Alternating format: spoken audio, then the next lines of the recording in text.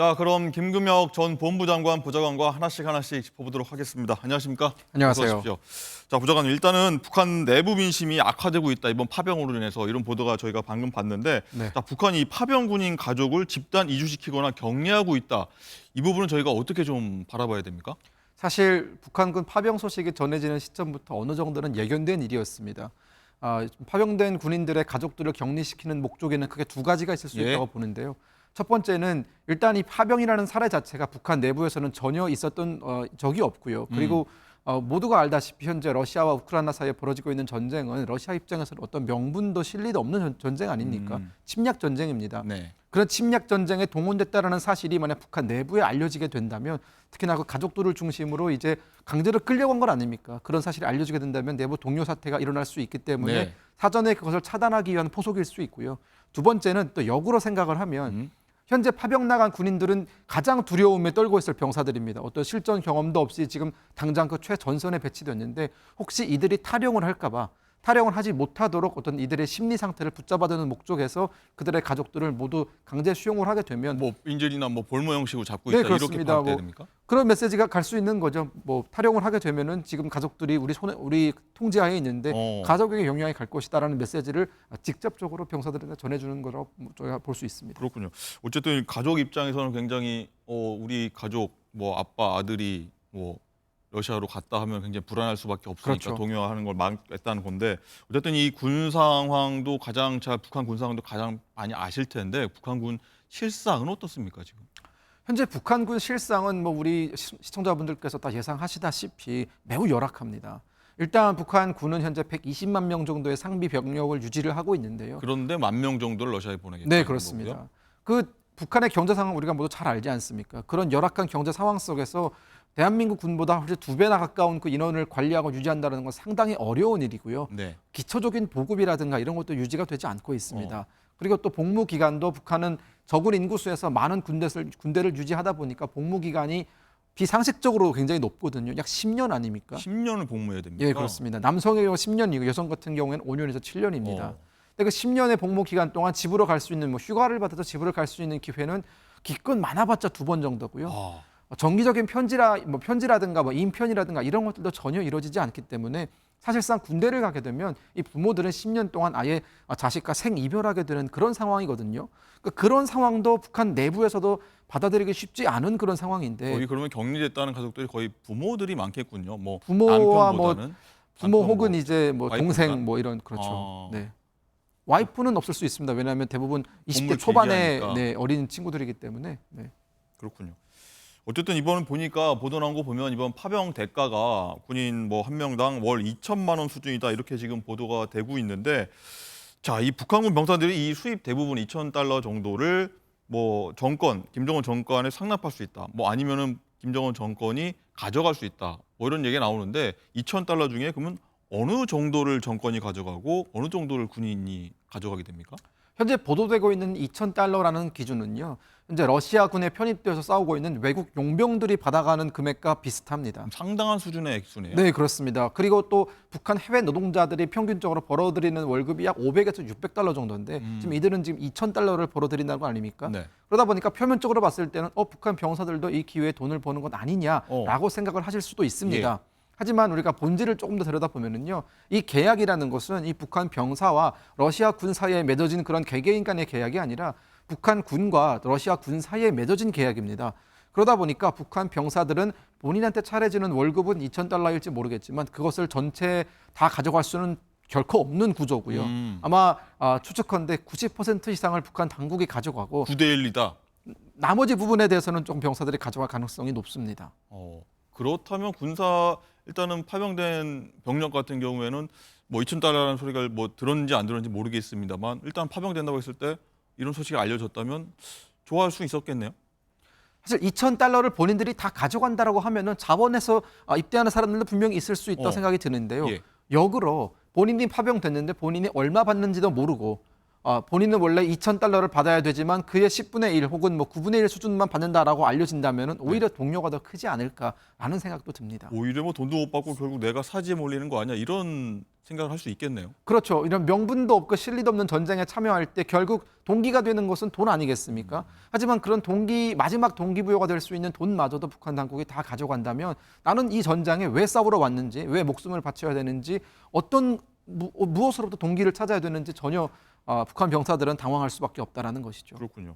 자, 이런 가운데요. 이 북한군, 우크라이나에 있는 북한군, 러시아인 것 같기도 하고 러시아인지 모르겠습니다만 이 추정된 동영상이 또 공개가 됐는데 영상을 보니까 뭐 북한군 추정 인물들이 힘들다야, 막 늦었어 이런 얘기까지 나오는 거를 보셨는지 모르겠는데 네. 전체적으로 이 영상이 나오는 것들 어떻게 보셨습니까? 지금 공개되고 있는 저 영상이죠. 네. 네, 저 영상 같은 경우에는 러시아 극동 지방에서 찍힌 영상입니다. 러시아 즉 극동. 북한군이 북한을 출발해서 러시아의 그 연해주 지역에서 1차적으로 머물면서 어떤 적응 훈련을 받고요. 우크라이나 가기 전에 예, 맞습니다. 그 훈련을 받고 이제 전선으로 파병되는 과정인데 그 현재 러시아 극동 지방에서 찍힌 영상이고요. 힘들다라고 말하는 저 병사의 그 사실 한마디가 모든 현재 상황을 대변해 주고 있지 않나라는 생각이 드는 것이요. 저희가 지금 반복적으로 말씀드리고 있지만 저 북한 병사들은 싸울 이유가 없는 것에 가서 싸우고 있는 것이거든요. 게다가 보급도 제대로 잘 진행되지 않고 또 여러 가지 날씨라든가 그런 조건이 북한과 전혀 맞지 않습니다. 그리고 또한 지금 현재 저 병사들은 어떻게 보면은 곧 있으면 이제는 죽음을 맞이해야 되는 그런 상황이거든요. 얼마나 심적 압박이 뭐 크겠습니까? 극단적으로 보자면요. 예, 그렇습니다. 그러다 보니까 어떤 그런 상황을 표현하는 것이 결국 힘들다라는 표현이 자동으로 나오지 않았을까라는 생각도 좀 네. 듭니다. 자, 그리고 북한군 장병 18명이 뭐 이탈했다가 붙잡혔다 이런 보도도 나오고 있는데 예. 뭐 식량도 제대로 뭐 못 받고 뭐 숲속에 방치됐다 이런 얘기들도 나오는데 자, 그러면 다시 탈영했다가 붙잡혔다 이런 상황 보면 그 북한군들 어떻게 되는 겁니까? 일단 현재 언론 매체 보도에 따르면 그 병사들은 어떤 전투를 기피하거나 혹은 뭐 전투가 두려워서 탈영을 했다라는 이유보다는 앵커님께서 말씀하신 바와 같이 현재 주둔지에서 훈련을 받고 있던 와중에 보급이 제대로 이루어지지 않아서 어느 정도 식량이 끊기다 보니까 먹을 걸 찾기 위해서 결국 어쩔 수 없이 주둔지를 이탈했다라는 것이 현재까지 전해진 사실이거든요. 네. 그렇기 때문에 그런 처벌의 범위에 있어서 어떤 전투를 기피한 행위는 아니기 때문에 특히나 그들이 그 현장을 벗어날 수밖에 없었던 그 이유를 러시아군이 어느 정도 제공해 준 것 아닙니까? 그렇기 때문에 어떤 심한 처벌은 하지 못할 것이다. 만약 심하게 처벌할 경우 그 상황을 목격한 다른 북한 병사들도 분명히 동요할 것이고요. 네. 그렇기 때문에 어느 정도 그 처벌의 수위는 조금 약하지 않을까라는 생각도 들고요. 그렇군요. 네, 처벌을 하지 말았으면 좋겠습니다. 러시아군이. 네. 알겠습니다. 자, 이런 가운데 이 우크라이나 당국이 이 북한군에게 이 투항을 하면은 고기 반찬을 주겠다 이런 얘기도 했다고 합니다. 그 목소리 잠깐 듣고 오겠습니다. 북한에서 새로 도착한 전쟁 포로를 수용하기 위해 수용소의 전쟁 포로들은 하루 3끼의 식사를 받으며 식단에는 고기, 신선한 야채, 빵이 포함됩니다. 별도의 수면 공간을 갖춘 크고 따뜻하고 밝은 방에 수용됩니다.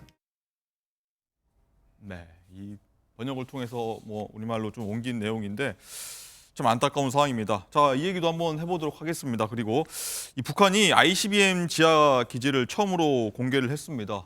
화면으로 한번 보실 텐데, 자, 이 보좌관님이 이 타이밍에 ICBM 기지를 김정은이 같이 있는 사진까지 쭉 공개를 북한이 했는데 네. 이 속내는 뭐라고 보십니까?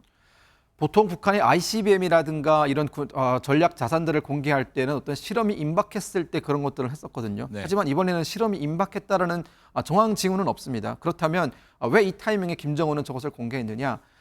현재 지금 북한이 우크라이나 파병이 이제는 점점 알려지고 있고 미국도 이제는 공개적으로 나토도 인정을 하지 않았습니까? 그렇게 된다면 북한을 향한 나토라든가 유엔이라든가 또 미국이라든가 이런 국제사회의 압박이 북한이 지금까지 경험하지 못했던 그 수준으로 올라갈 가능성이 상당히 높습니다. 그런 상황에서 김정은도 역시 본인이 가지고 있는 전략 자산들을 슬그머니 공개함으로 인해서 함께 기싸움을 하는 것이죠. 우리도 이런 것들을 가지고 있고 그리고 러시아에 파병된 그 병사들에 관해서는 우리의 어떤 자위권의 어떤 그 범위 내이기 때문에 간섭하지 말아라라는 그런 메시지를 전달해주기 위해서 사실상 본인들이 가지고 있는 가장 최고위급의 전략 무기들을 공개한 것이고요. 무기가 두 가지가 공개가 됐는데 네. 하나는 미국 전역을 타격할 수 있는 화성 18형 대륙간 탄도미사일이었고 하나는 극초음속 미사일인데 그것의 사정 범위는 괌까지입니다. 즉 한반도에 어떤 유사한 상황이 발생했을 때 들어올 수 있는 증파돼서 올 수 있는 미군을 차단할 수 있는 무기거든요. 즉 미국을 겨냥해서 어떤 기싸움 내지는 우리도 이런 것들이 잘 준비되어 있으니 함부로 뭐 어쩌지 말아라라는 그런 메시지를 전달했다고 봐야 합니다. 네.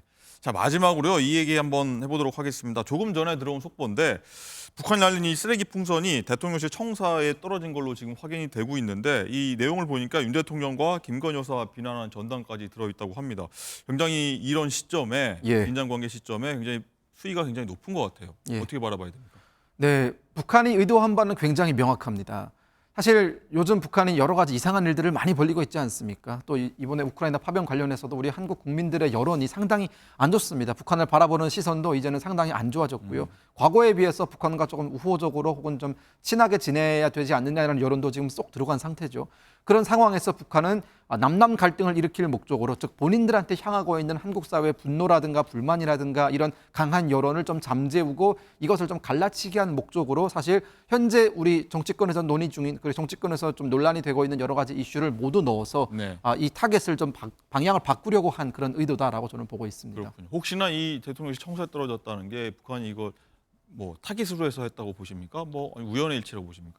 말씀하신 거와 정확합니다. 이제는 본인들의 어떤 그런 풍선을 날려서 본인들이 원하는 위치에 내릴 수도 있다라는 그 능력까지도 과시한 걸로 봐야 합니다.